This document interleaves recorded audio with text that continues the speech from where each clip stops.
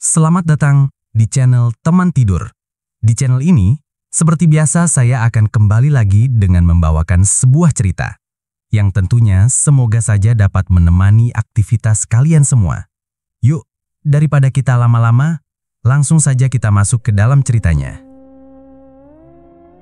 Desa Kedung Jati mendadak ramai dengan bisik-bisik. Bukan karena panen gagal atau anak kepala desa mau nikah lagi, tapi soal Sardi, tukang servis elektronik yang ditinggal istrinya kabur sama pria kota. Lah, Wong Sulastri itu dulunya ndak neko-neko loh. Kok ya bisa milih laki-laki sok ganteng dari luar desa? Bisik Bu Karmi ke tetangganya saat beli tempe di warung. Sardi sendiri nggak pernah buka mulut. Sejak Sulastri pergi 2 minggu lalu, dia lebih sering duduk sendirian di teras rumah. Rokok menyala di tangan, tapi jarang dihisap. Matanya kosong. Kayak orang yang udah nggak peduli lagi dunia ini muter atau berhenti. Malam itu, jam sudah lewat pukul 11 malam. Angin semilir, suara jangkrik masih riuh di balik rumpun bambu. Sardi duduk di kursi plastik yang udah miring sebelah. Kopi di meja kecil depan rumah belum disentuh. Tangannya gemetar kecil, bukan karena dingin, tapi karena pikirannya terus muter ke kejadian 2 minggu lalu. Ia masih ingat jelas waktu Teddy, pria dari kota itu datang ke rumah. Mobilnya parkir sembarangan depan masjid. Pakaian najis, rambut klimis. Dengan senyum so akrab, dia bilang, "Saya cuma pingin ngajak Sulastri hidup lebih layak. Mas Sardi pasti paham." Paham apanya? Sulastri cuma diem, bahkan gak bisa lihat mata Sardi. Dia cuma ambil koper kecil, lalu pergi. Gak ada permisi, gak ada maaf.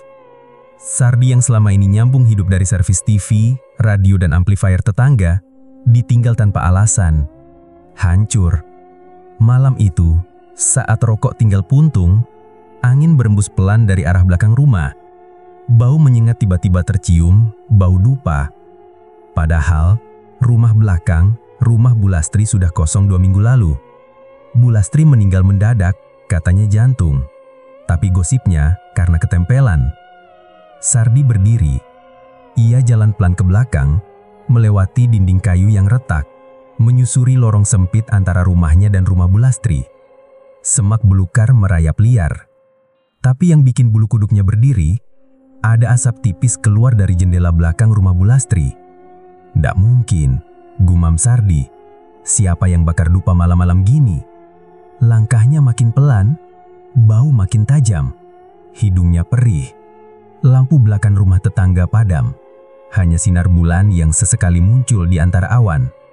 Sardi mengintip lewat sela jendela kayu. Dalam rumah yang gelap itu, ada cahaya merah menyala, seperti bara. Dan di sudut ruangan yang biasa dipakai Bu Lastri berjualan jamu, ada bayangan perempuan berdiri, rambutnya panjang sampai pinggang, memakai jarik lusuh, dan seperti sedang membelakanginya.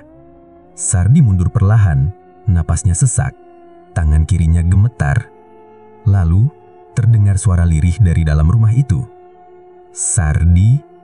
Ia langsung tersentak. Keringat dingin membasahi punggungnya. "Sardi, kau siap membayar bukan?" Suaranya serak, tapi jelas. Bukan suara Sulastri, bukan suara Bu Lastri, tapi seperti suara yang sudah lama dikubur dan kini dipanggil kembali. Sardi lari berbirit-birit ke depan rumah, masuk ke dalam, menutup pintu dan jendela rapat-rapat. Lampu di ruang tamu ia nyalakan semua. Tapi saat ia hendak duduk, ia matanya tertumbuk ke meja di sudut ruangan. Di atas meja itu, ada dupa yang masih menyala mengeluarkan asap kecil. Padahal, tadi tidak ada. Sardi yakin itu. Jantungnya berdegup keras, ia mendekat. Dan di bawah dupa itu, ada seceri kertas lusuh dengan tulisan tangan. Yang direbut harus kembali, tapi darah harus dibayar. Tangannya gemetar saat membaca. Ia lempar kertas itu dan langsung mengambil air wudhu, meskipun airnya dingin menusuk. Ia sholat malam dengan tubuh gemetaran, tapi bahkan di sujud terakhir, telinganya masih bisa menangkap bisikan halus. Bukan doa yang kutunggu, tapi dendam.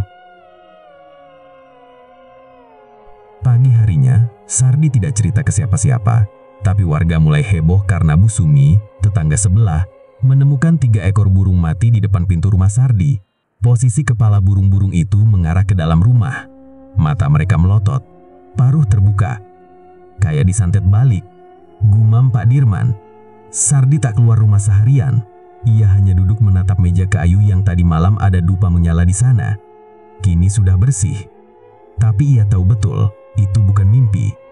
Malamnya, saat ia mencoba tidur, ia mendengar suara pintu belakang berderit pelan. Saat ia bangkit, terdengar suara langkah kaki pelan melewati dapur. Dan kemudian, suara perempuan lagi, lebih dekat kali ini. Sardi.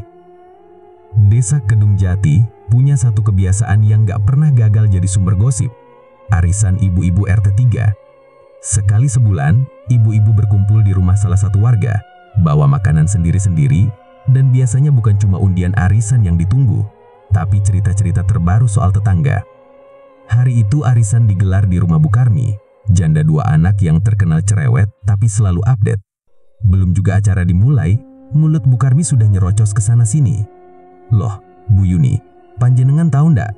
Sulastri sekarang sering ke kota loh, naik mobil sama laki-laki yang bukan Sardi. Bisiknya ke tetangganya sambil menuang teh manis. Mobil? Tanya Bu Yuni. Iya, saya lihat sendiri minggu kemarin, dia turun dari mobil putih. Laki-lakinya ya Allah, bajunya kinclong, kayak orang kota, bawaannya sok banget. Ibu-ibu lain mulai mendekat, penasaran. Suara Bu Karmi makin kecil tapi makin jelas. Wes, daripada dibilang ngibul, ini loh, katanya sambil buka handphone jadul miliknya. Ia buka galeri foto dan nunjukin gambar buram. Tapi cukup jelas menampakkan Sulastri keluar dari penginapan kecil di daerah Pasar Lempung, bareng laki-laki muda, Teddy, yang selama ini cuma dilihat warga dari balik gaca mobilnya. Kok bisa? Gumam Bu Lilis. Iya, itu penginapan murah. Tapi yang check-in rata-rata ya bukan suami istri, tambah Bu Karmi sambil mengangkat alis. Kabar itu menyebar lebih cepat dari suara beduk maghrib. Dalam sehari, nyaris semua warga RT 3 sudah tahu bahwa istri Sardi kepergok selingkuh. Dan bukan sekedar selingkuh, tapi nginap bareng pria kota di tempat yang gak benar. Keesokan harinya, Sardi berangkat ke warung pagi-pagi. Baru sampai depan, beberapa orang langsung berhenti ngobrol begitu dia lewat. Ada yang bisik-bisik, ada juga yang pura-pura nyapa tapi nada suaranya aneh. Sardi tahu ada yang gak beres, tapi dia tetap diam. Sampai sore, saat dia pulang, Bu Karmi mampir ke rumahnya pura-pura beli baterai radio. Mas Sardi, maaf ya, saya ngomong gini, tapi panjenengan gak curiga sama Sulastri? Sardi menoleh, wajahnya datar. Curiga soal apa? Yaitu, dia sering pulang malam, sering ke kota. Sekarang banyak yang lihat dia sama laki-laki, Mas. Kami juga kasihan sama panjenengan. Sardi diam, matanya memandangi rak isi barang servis yang belum sempat dibereskan. Hatinya seperti ditusuk, tapi dia hanya jawab pendek, "Nuwun Bu, kalau cuma mau beli baterai, monggo." Bu Karmi buru-buru pamit, tapi dia yakin Sardi pasti kena. Dan benar, malamnya saat Sulastri pulang, Sardi langsung berdiri di depan pintu. Wajahnya gelap. "Kamu dari mana?" Sulastri kaget. Biasanya Sardi gak pernah nanya gitu, tapi kali ini nadanya berbeda. "Ngapain kamu nanyain aku? Biasa juga gak peduli." Jawab Sulastri, melengos masuk. "Jawab, kamu dari mana, Las?" Sardi membentak, tangannya mengepal. "Apa urusanmu? Hidupmu cuma di rumah servis ini. TV rusak, radio rusak, hidupmu juga rusak, Sar." Sardi terdiam, tapi matanya merah. Ia berdiri di ambang pintu, menahan air mata dan amarah. "Jadi, benar kamu pergi sama laki-laki itu?" tanyanya pelan. Sulastri tidak menjawab, tapi dari cara duduk, cara menghindari tatapan dan sikapnya yang acuh, Sardi tahu semua gosip itu bukan cuma gosip. "Kamu tahu aku dapat foto kalian di penginapan?" Suara Sardi bergetar. Sulastri berdiri. "Udah, cukup. Aku capek hidup miskin, Sar. Aku capek jadi istri yang harus nunggu kamu dapat orderan servis. Tiap hari makan tempe, tidur kipas angin rusak. Aku ingin hidup yang lebih enak." Dengan dia, Sardi menunjuk keluar ke arah jalan desa. Dengan laki-laki kota yang entah siapa itu, Sulastri tidak menjawabnya, malah masuk ke kamar, mengemasi pakaian dalam tas kecil. "Aku pergi, Sar. Biar kamu hidup dengan TV-TV rusakmu itu." Sardi ingin menahan, tapi lidahnya keluh, matanya panas. Sulastri keluar rumah, membawa koper kecil, tanpa pamit, tanpa menoleh.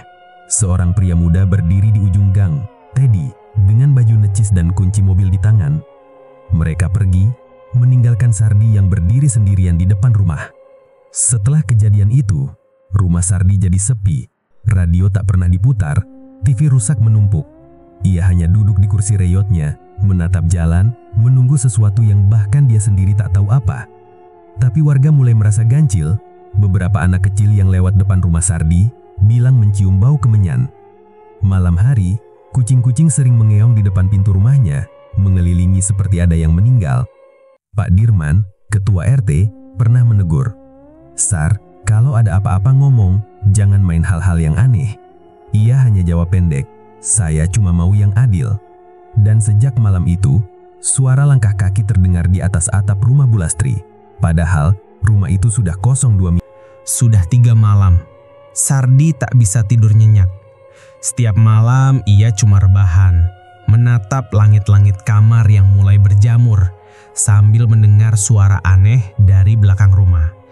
Kadang seperti ada yang berjalan pelan, kadang seperti suara orang menangis lirih.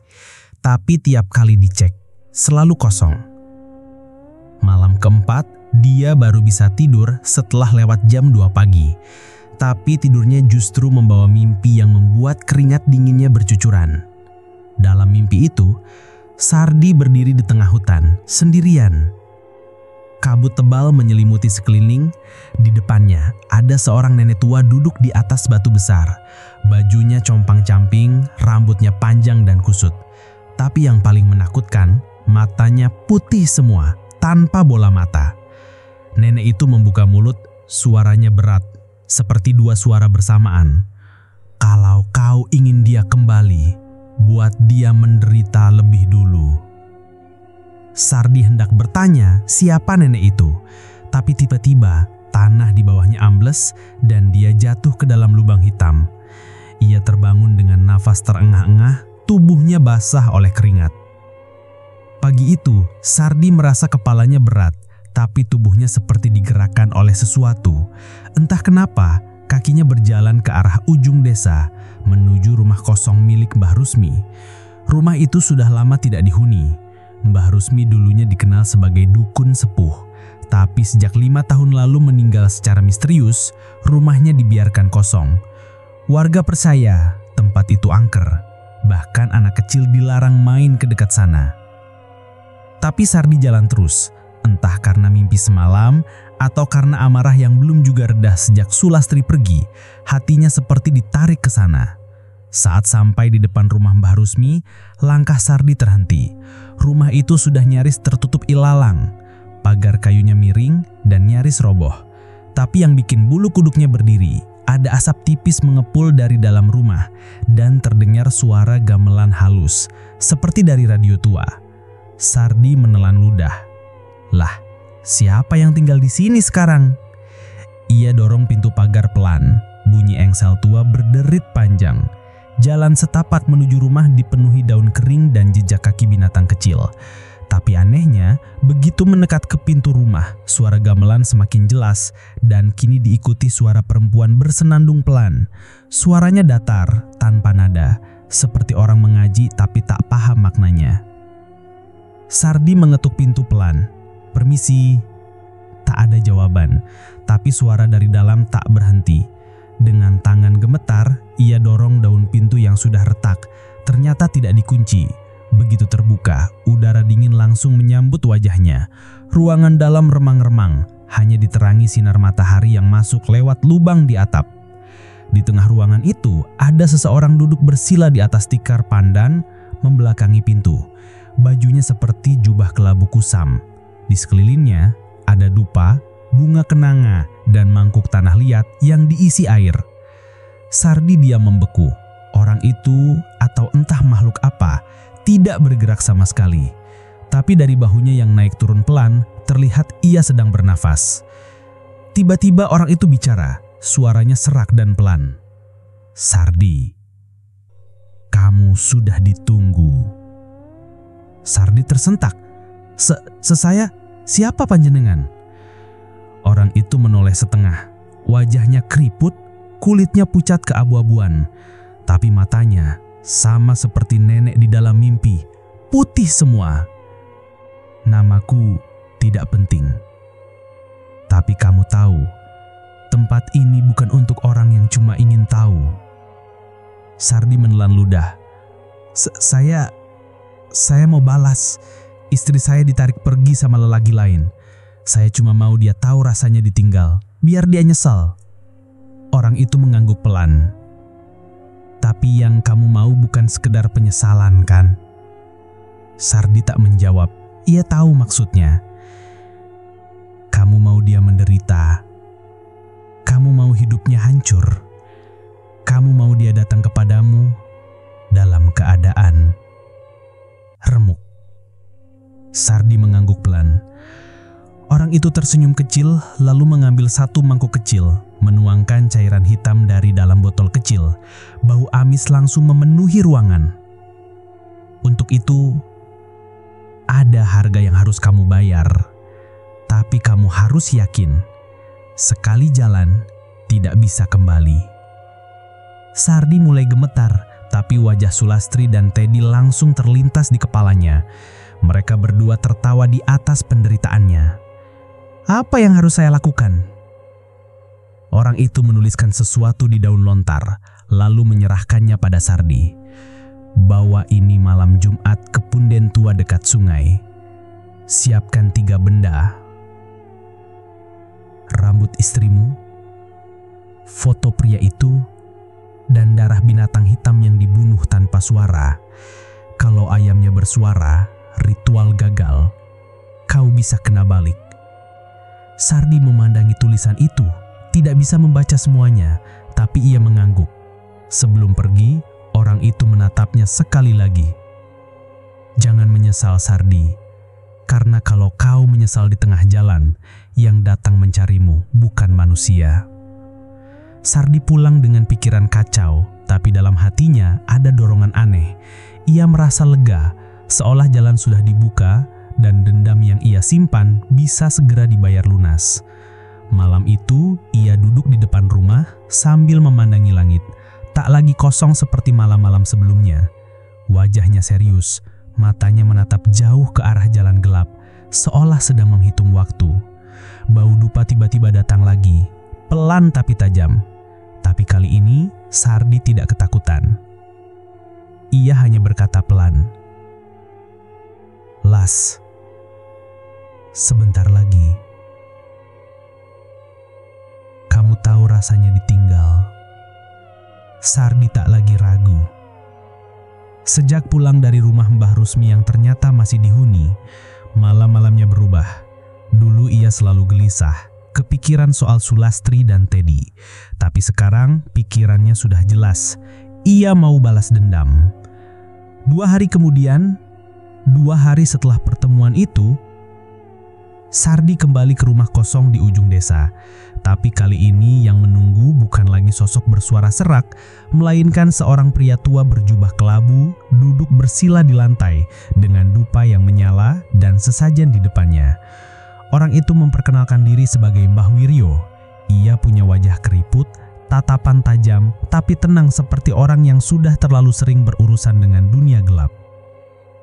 "Panjenengan yang minta bantuan," kata Mbah Wiryo tanpa melihat Sardi. "Tapi yang panjenengan minta bukan hal ringan." Sardi diam.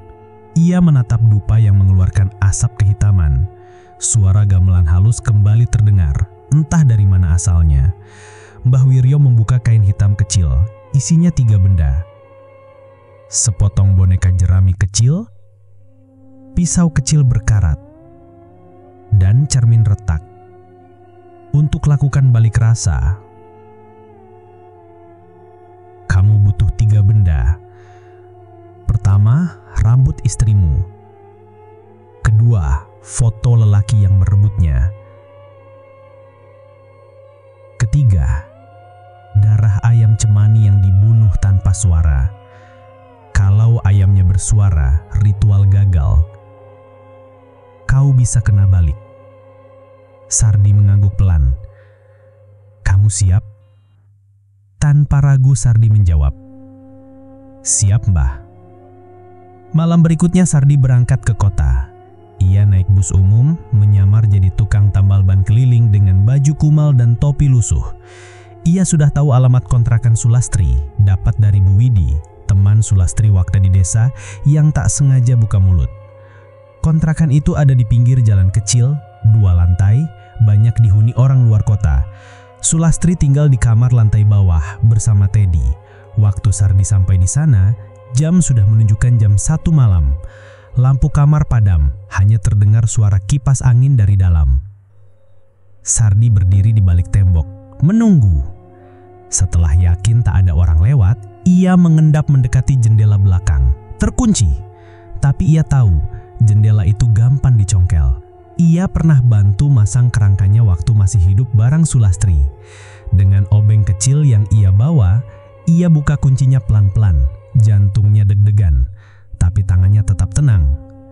Begitu jendela terbuka, ia masuk perlahan. Bau parfum Sulastri masih terasa. Di dalam kamar gelap itu, hanya ada 2 sosok yang tidur di kasur tipis. Sulastri menghadap ke kiri, Teddy terlentang, mendengkur pelan. Ia bergerak cepat. Dari kantong jaketnya, ia keluarkan gunting kecil. Dan dengan sangat hati-hati, ia mengambil beberapa helai rambut Sulastri dari ujung belakang. Lalu dari atas lemari kecil, ia ambil foto bingkai kecil. Potret Sulastri dan Teddy sedang tersenyum di taman. Ia hampir keluar, tapi mendadak kaki Teddy bergerak. Sardi menahan napas, tapi pria itu hanya berbalik badan dan kembali tidur. Sardi keluar dari jendela dengan pelan, menutupnya kembali. 2 minggu setelah Sulastri meninggalkan Sardi dan hidup bersama Teddy di kota, hidup mereka tampak mewah di luar. Kontrakan kecil mereka sudah pindah ke apartemen sewaan kelas menengah. Teddy makin rajin kerja dan sering pamer lewat status WA. Makan di kafe mahal, belanja di mall, dan sesekali unggah foto mesra dengan Sulastri. Tapi di balik layar, hidup mereka mulai goyah. Awalnya cuma batuk ringan, lalu berubah jadi pusing yang tak kunjung hilang. Beberapa malam kemudian, Sulastri mulai mengigau.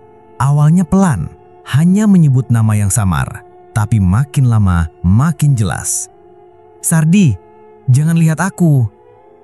Teddy mengira Sulastri cuma stres. Ia kasih vitamin, bawa ke klinik, bahkan menyewa tukang pijat dari kampung. Tapi tidak ada yang berhasil. Suatu malam, Teddy terbangun karena Sulastri berteriak kencang. Ia menyalakan lampu dan mendapati istrinya kejang-kejang di atas tempat tidur. Mata Sulastri terbuka lebar, bola matanya naik ke atas, mulutnya terus komat kami tak jelas. "Astagfirullah, Las, bangun Las!"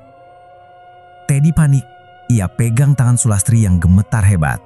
Tapi tangan itu terasa dingin, seperti es. Lalu, tiba-tiba, Sulastri mendongak, menatap langsung ke arah pojok kamar. "Dia di sana," gumamnya. "Dia lihat kita.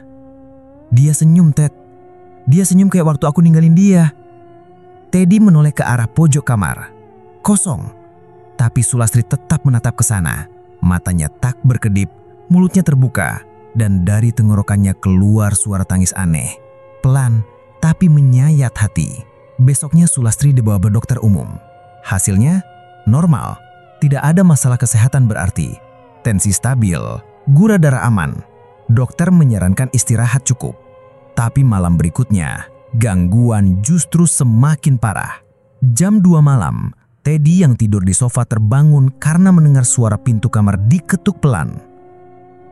Tok, tok, tok. Ia pikir itu suara Sulastri, tapi saat dibuka, istrinya duduk di lantai kamar mandi, tubuh menggigil, wajah tertunduk. "Sulastri, kamu ngapain di situ?" Sulastri hanya menggeleng pelan. Teddy menarik tangannya, membawanya ke cermin wastafel. Tapi begitu wajah Sulastri mendongak, Teddy langsung menjatuhkan botol sabun yang ia pegang. Wajah Sulastri penuh luka seperti melepuh, seperti kulit yang habis terbakar minyak panas. Tapi anehnya, tidak berdarah, tidak bau. Luka itu seperti bagian dari kulit aslinya. Sulastri menangis. "Aku ngerasa kayak dibakar dari dalam, Ted. Tolong aku. Sardi, dia nunggu aku malam-malam. Dia ngintip dari balik kaca." Teddy ketakutan. Besoknya ia langsung bawa Sulastri ke rumah sakit besar di kota. Tapi dokter spesialis pun angkat tangan. Luka di wajah Sulastri tidak terdeteksi sebagai infeksi. Semua hasil laboratorium normal. Akhirnya Teddy pasrah. Ia mulai berpikir ini bukan penyakit biasa.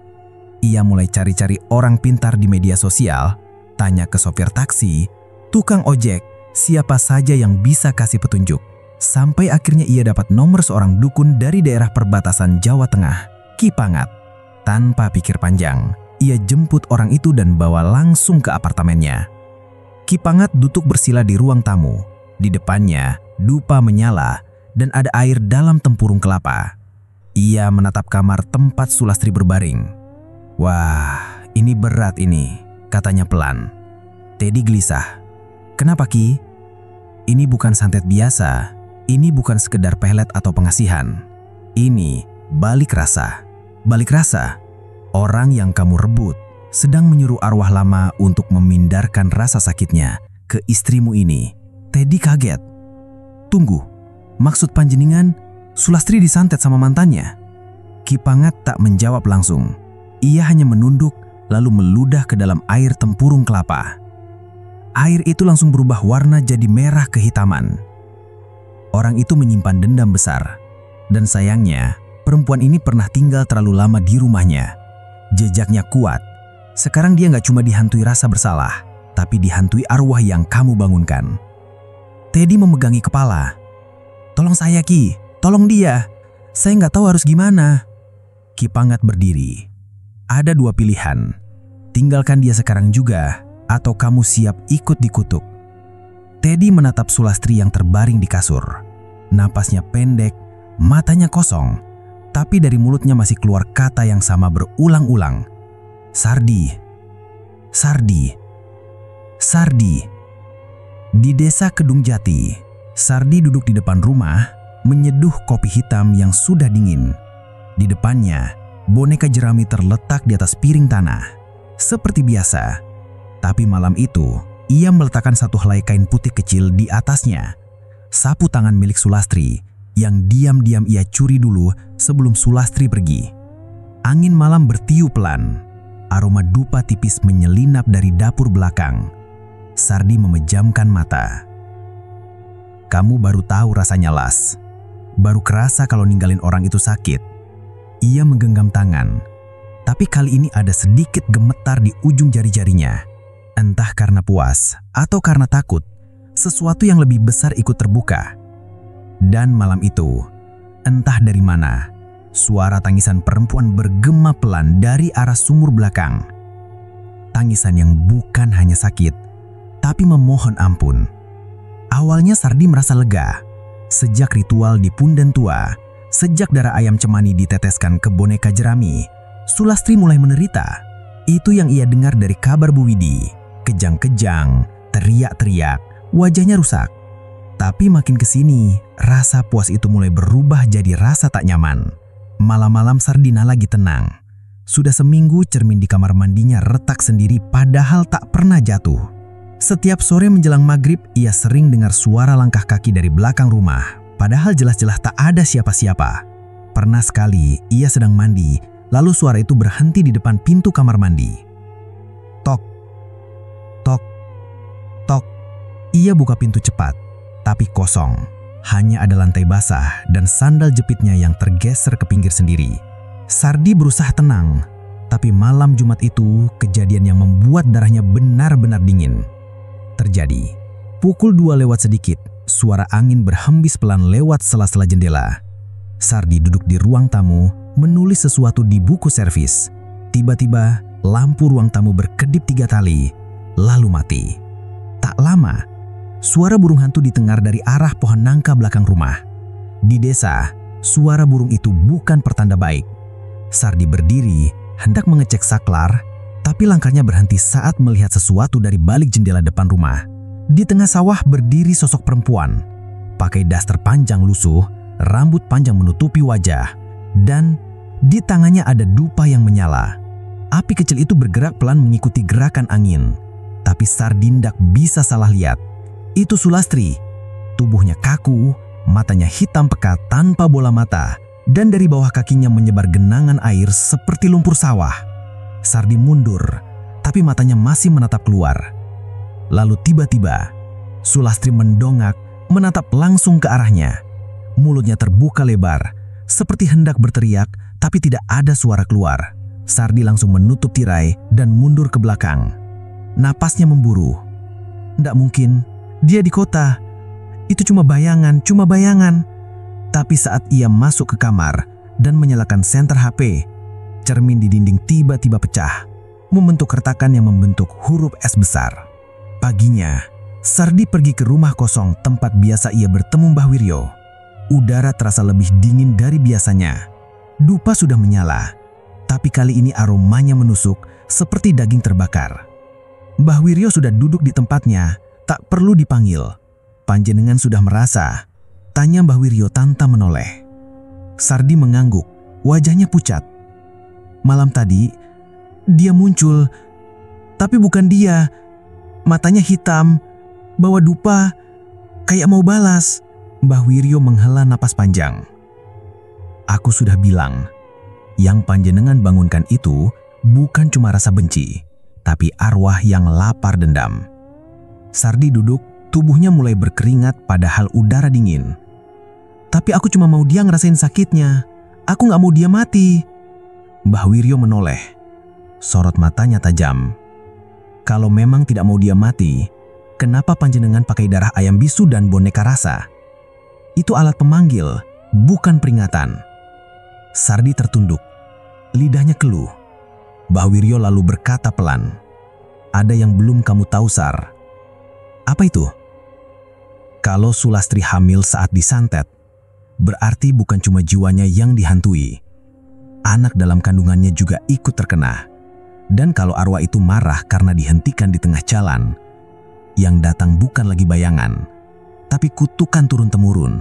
Sardi tertegun, wajahnya menegang. Ia ingat betul, waktu masih tinggal bersama, ia dan Sulastri belum punya anak. Dan kabar terakhir dari Bu Widi, Sulastri sempat memeriksakan kandungan 2 minggu sebelum pindah ke kota. "Astagfirullah. Mbah, jangan-jangan dia hamil." Mbah Wiryo tak menjawab. Ia hanya memejamkan mata, lalu merapal doa. Tangannya gemetar. Beberapa saat kemudian, ia berkata dengan lirih, "Sudah terlambat. Arwah yang kamu bangunkan sudah merasa ditipu." Hari itu, langit mendung sejak pagi. Desa Kedung Jati terasa lebih sepi dari biasanya.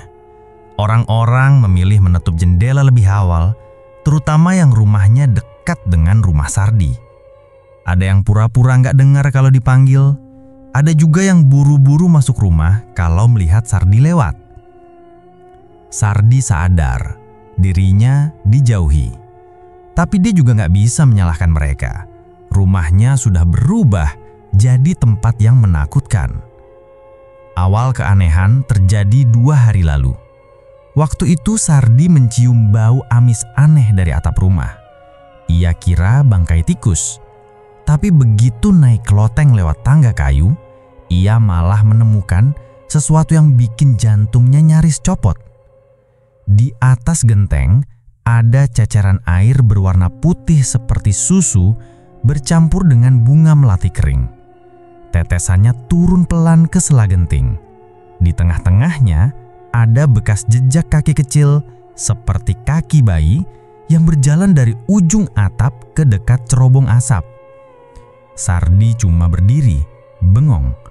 Angin kencang berhembus, dan untuk sesaat ia mendengar suara halus seperti suara bayi tertawa pelan. Hihihihi, hihihihi.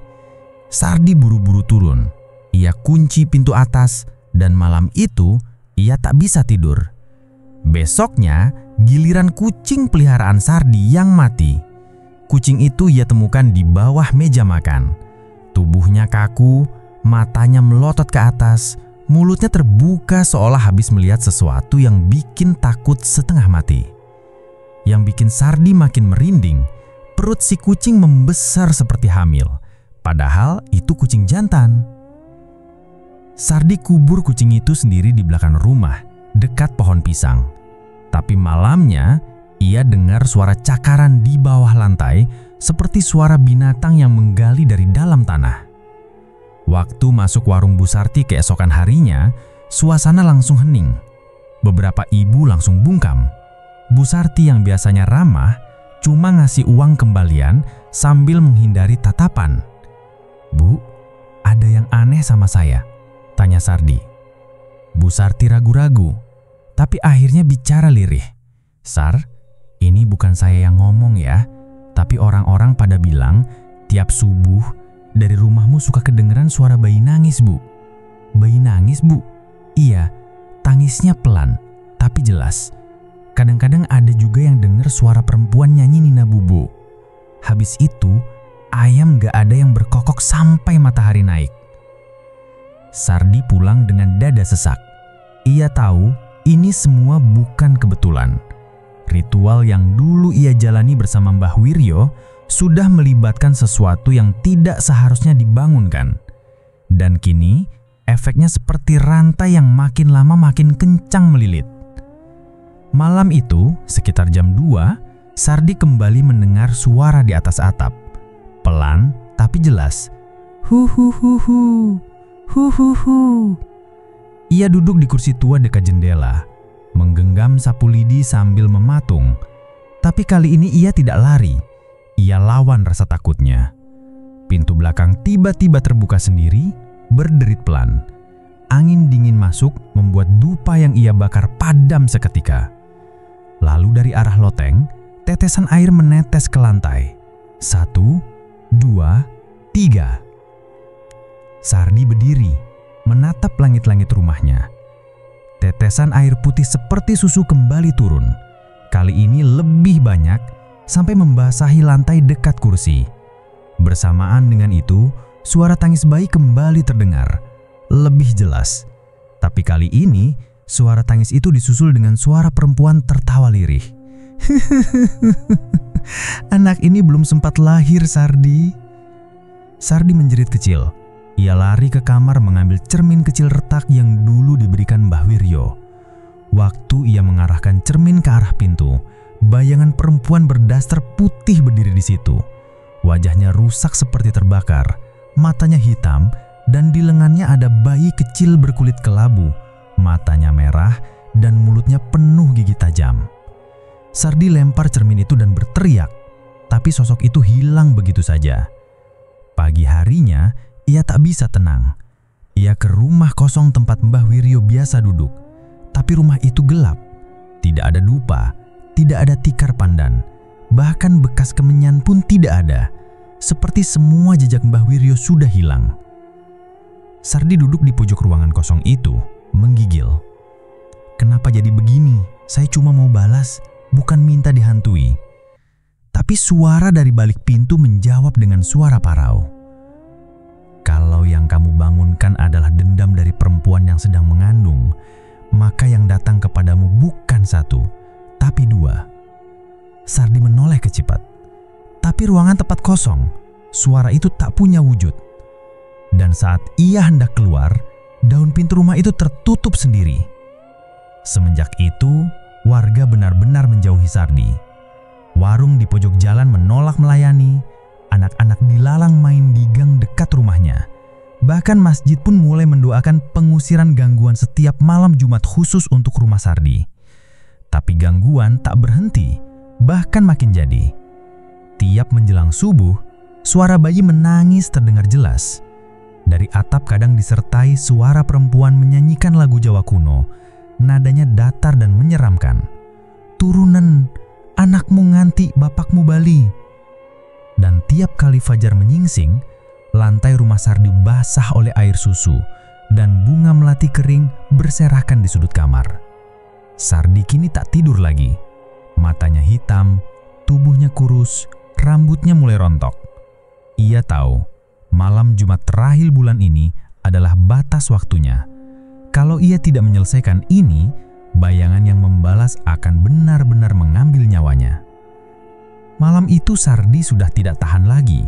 Sudah 3 hari berturut-turut ia tak bisa tidur.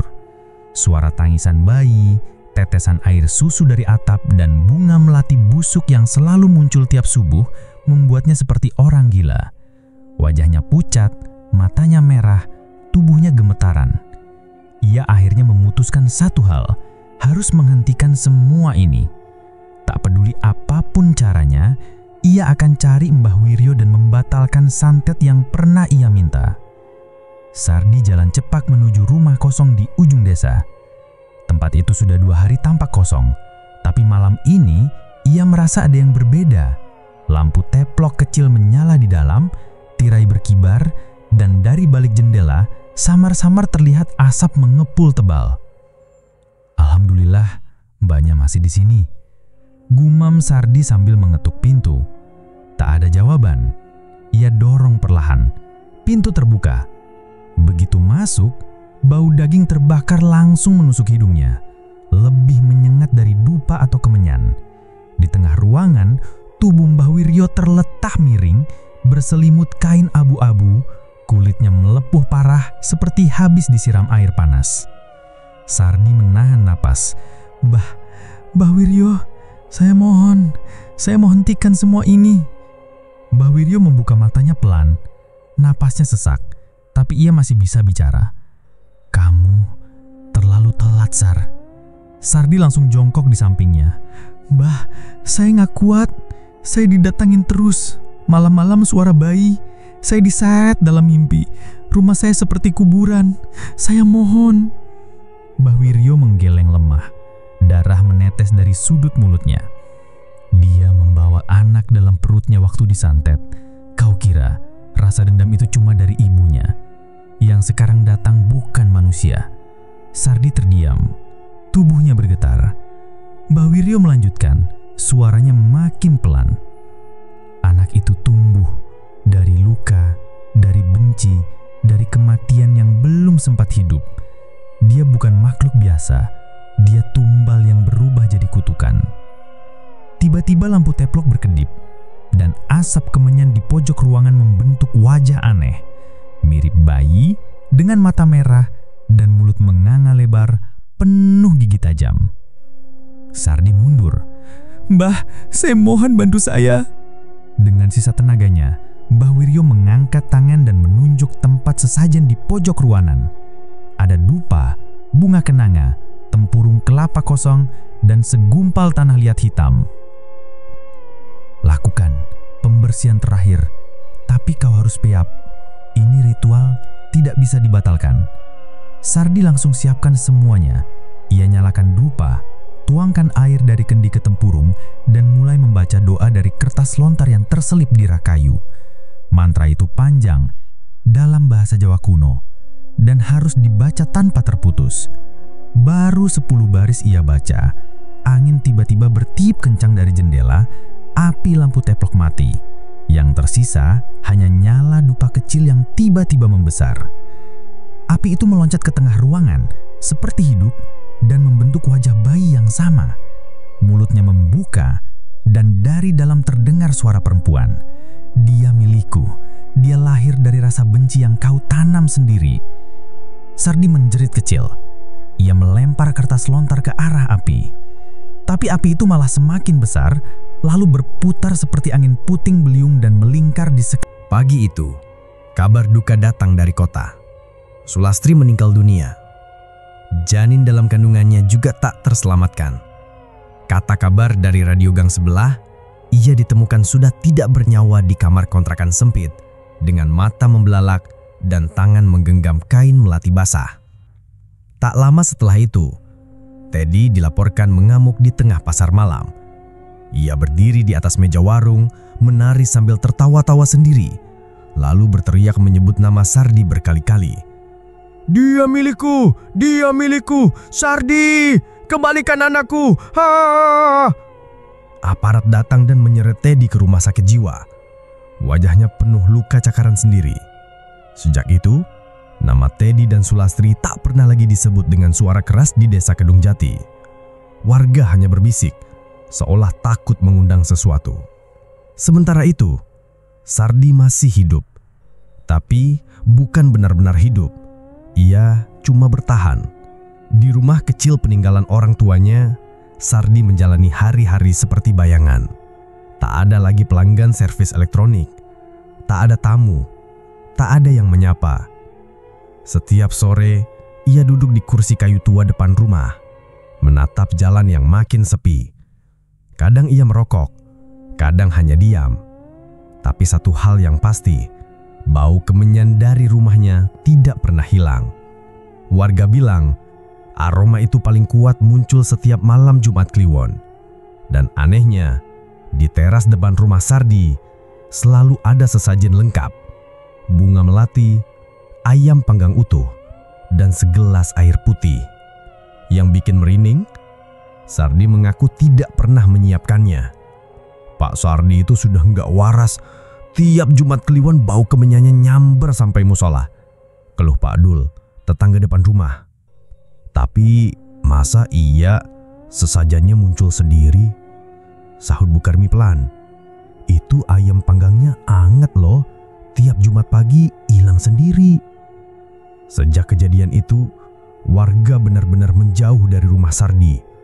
Anak-anak dilarang main di gang depan rumahnya. Ibu-ibu arisan pindah ke RT sebelah. Bahkan Pak RT pun ogah menyentuh persoalan rumah itu. Di buku data warga, nama Sardi masih ada. Tapi di hati warga, ia seperti sudah dikubur hidup-hidup. Suatu malam, saat hujan rintik turun, Sardi duduk sendirian di ruang tamu. Dinding mulai lembab, plafon ada yang bolong, tapi ia tak peduli. Ia hanya menatap kosong ke arah pintu. Di hadapannya, piring sesajen baru saja muncul. Kali ini berisi bunga 7 rupa dan sepotong kain putih.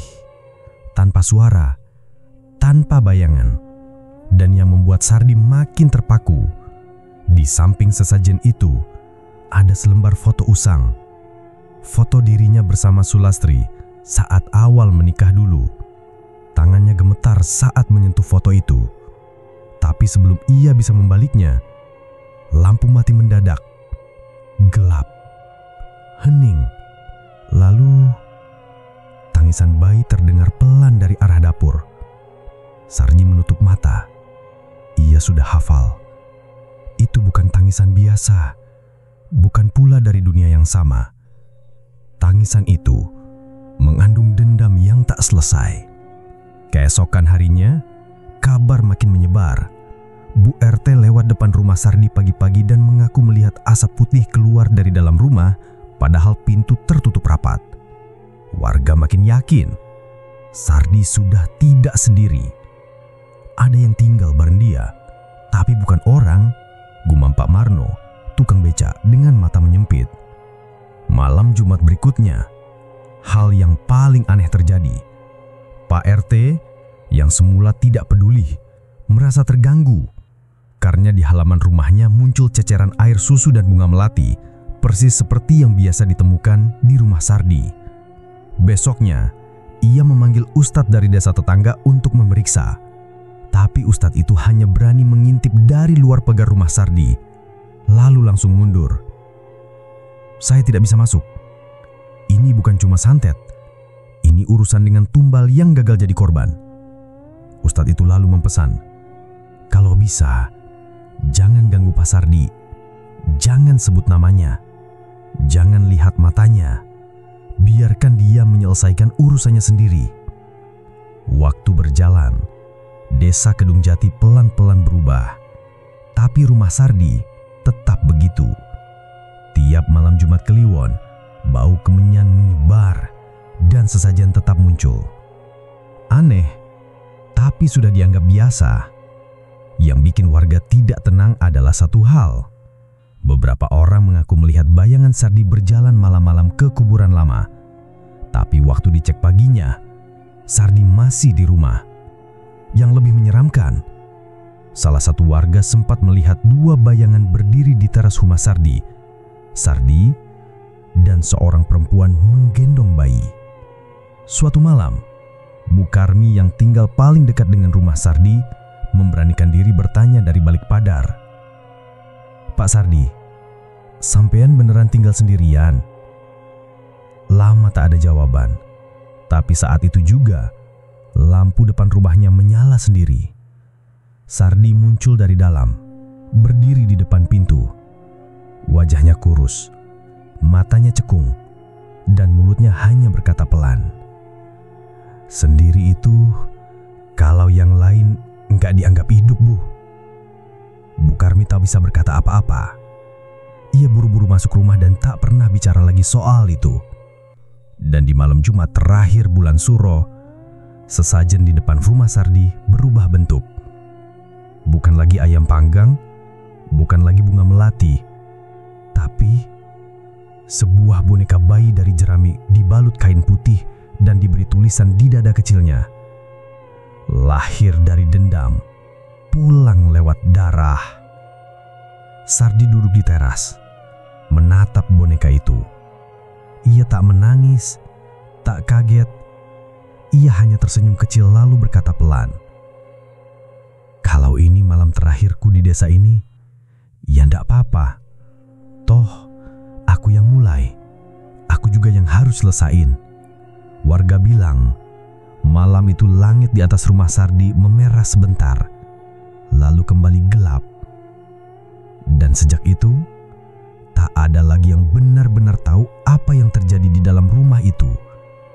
Tapi sesajen di depan rumah Sardi tetap muncul tiap malam Jumat Kliwon, bahkan saat rumahnya sudah kosong. Dan aroma kemenyan tetap ada sampai hari ini. Sudah lebih dari 2 bulan sejak Sardi benar-benar menghilang. Rumahnya masih berdiri di ujung gang buntu desa Kedung Jati. Cat temboknya mulai mengelupas. Jendela berdebu. Daun-daun kering menumpuk di depan pintu. Tapi anehnya, tidak ada satupun yang berani membersihkan atau mendekat. Warga desa sudah bersepakat, rumah itu dibiarkan saja seperti adanya. Karena meskipun tak ada penghuninya, rumah itu tidak pernah benar-benar kosong. Yang pertama menyadari keanehan adalah Pak Budi, tukang rongga. Suatu malam, sekitar pukul 2, ia lewat depan rumah Sardi. Suasana sepi. Angin tipis menyusup dari sela-sela pohon pisang. Waktu itu ia hanya menunduk dan berjalan cepat seperti biasa. Tapi langkahnya terhenti karena di balik rumah kosong itu, lampu kamar depan menyala sendiri. Padahal rumah itu tak dialiri listrik lagi sejak Sardi pergi. Dan di dalamnya terdengar suara halus orang perempuan menyanyikan lagu Nina Bobo Jawa. "Turunan anakku, nganti bapakmu bali." Pak Budi langsung melangkah mundur. Tapi sebelum ia berbalik, dari balik jendela kamar depan itu, tampak sepasang tangan mungil memegang kaca dari dalam. Tangan bayi. Sejak itu, kabar menyebar cepat. "Lampunya nyala sendiri. Aku lihat bayangan perempuan di ruang tamunya. Suara bayi itu masih ada." Warga yang semula masih cuek, mulai menghindari gang tempat rumah Sardi berdiri. Kalau harus lewat, mereka akan mempercepat langkah. Kalau anak-anak main terlalu dekat, langsung dipanggil pulang. Bahkan Pak RT pun memasang pelang kecil bertuliskan, "Hati-hati, rumah ini tidak boleh diganggu." Bu Karmi, yang rumahnya tepat bersebelahan, sempat penasaran. Suatu sore, ia berdiri dari dalam rumah, mengintip lewat jendela ke arah rumah Sardi. Semula tidak terlihat apa-apa, tapi saat senja benar-benar tenggelam, tirai kamar depan rumah itu berkibar sendiri, padahal semua jendela tertutup rapat. Dan sesaat, ada bayangan perempuan berdiri, menggendong bayi.